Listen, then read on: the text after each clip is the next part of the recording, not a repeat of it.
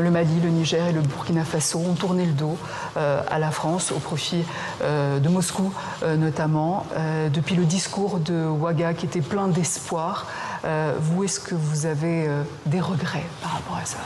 Des regrets, moi j'en ai beaucoup pour la jeunesse de ces pays, je vous le dis, parce que c'est une jeunesse à laquelle je suis éminemment attaché. Je ne dis pas ça parce que vous êtes là, mais parce que, là encore, on a des millions de Maliennes, de Maliens, de Burkinabés, de Nigériens qui arrivent en France, de familles partagées, parce qu'on a tellement fait avec ce pays. Parce qu'on a des dizaines de jeunes soldats qui sont partis mourir pour éviter que les terroristes djihadistes prennent possession du pays. Que je peux pas vous dire, je suis heureux. Mais je mettrai peut-être une réserve. Qu'est-ce qu'on a mal fait? Qu'est-ce qui s'est passé? Ce qu'on a mal fait, c'est qu'on n'a pas réussi à sortir de la réponse sécuritaire. J'ai pourtant redoublé d'efforts. Le premier sommet que je fais en juillet 2017 avec tous les présidents de ce qu'on appelait à l'époque le G5 Sahel, j'ai dit, il faut mettre des projets, il faut de la gouvernance, il faut qu'on... Parce que sinon, dès qu'on arrête un groupe terroriste, il arrive à réattirer des jeunes parce qu'il n'y a pas d'espoir.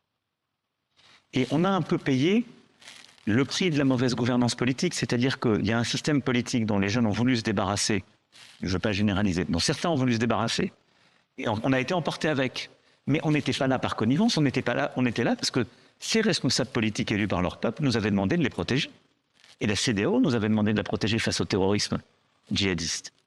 Et on a fait ce qu'on devait faire. Et il y aurait sans doute pas, à coup sûr, le Mali ne serait plus un État unique si on n'était pas intervenu en 2013. Et je le dis d'autant plus aisément que je n'ai pas eu à porter ce choix, il a été fait par mon prédécesseur. Mais on est resté trop longtemps dans une posture de soutien sans que ça bouge sur les projets, justement, et sur la rénovation démocratique. Ensuite, qu'est-ce qui s'est passé? Des fautes. Est-ce que ça représente le peuple un putsch? Ben non, parce que c'est pas une élection. Et donc je dirais, en bon français, the jury is still out. Parce que la jeunesse, elle ne s'est pas exprimée, elle n'a pas voté. Et au bout de quelques années, moi je n'ai pas commenté les choses, comme ils ne voulaient plus lutter contre le terrorisme, c'est retiré. NR Choisie, il y en avait plus. Mais je constate qu'aucun d'entre eux, contrairement à ce qui s'est passé au Gabon, n'est pressé de faire des élections libres.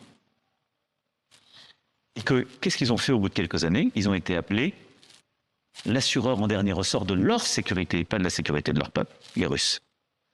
Qu'est-ce qu'elles font, ces milices russes? Parce que ce sont des milices privées et publiques.